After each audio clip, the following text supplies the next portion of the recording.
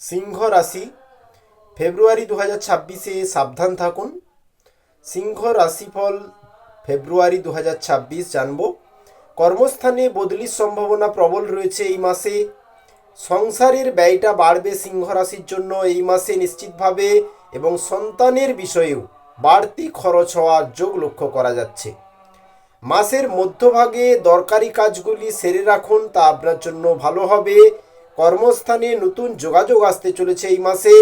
শত্রু ভয়টা তবে বড্ড বাড়বে এই মাসে সিংহ রাশির। কোনো সমস্যা সমাধানের জন্য গুরুজনের সাহায্য নিতে হতে পারে। সুরক্ষা ব্যবস্থা নিয়ে আলোচনা চলবে এই মাসে। শরীর খারাপের জন্য কাজের ক্ষতি 100%। সন্তানের কোনো দরকারি কাজের ব্যবস্থা করতে হতে পারে সিংহ রাশির মানুষকে এই মাসে। ব্যবসায় তবে শুভ ইঙ্গিত পাওয়া যাচ্ছে এই মাসে।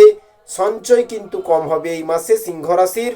নতুন কোনো কাজের ব্যাপারে একটু সংশয় থাকতে পারে সিংহ রাশির মনে এই মাসে। উচ্চপদস্থ কোনো ব্যক্তির সঙ্গে আলোচনায় আপনি লাভবান থাকবেন। মাসের শেষের দিকে অর্থভাগ্যটা খুবই খারাপ যাবে, এবং পুরো মাস জুড়েই যদি দেখি, শেয়ার বাজারে বিনিয়োগ নিয়ে একটু চিন্তার কারণ থাকতে পারে সিংহ রাশির মধ্যে এই মাসে। অর্থভাগ্য থাকছে 40% অনুকূল, 60% প্রতিকূল। আয়ের অধিক ব্যয় হওয়ার সম্ভাবনা রয়েছে। পারিবারিক দিক থেকে পরিবারের সকলের সঙ্গেই সদ্ভাব বজায় থাকবে। পারিবারিক স্থিতি খুবই অনুকূল থাকবে, কোনো সমস্যা নেই। সম্পর্কের দিক থেকে মাসের প্রথম দিকে বাইরের সম্পর্ক নিয়ে জটিলতা বাড়তে পারে এই মাসে, এবং সম্পর্ক ক্ষেত্রেও খুব একটা ভালো থাকছে না।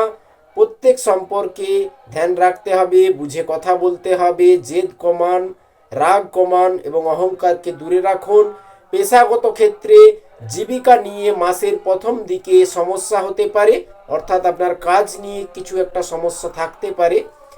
শেষের দিকে পেশাগত ক্ষেত্রটা ভালো থাকবে এবং শান্তি পাবেন, বিশেষ করে 23 তারিখের পর।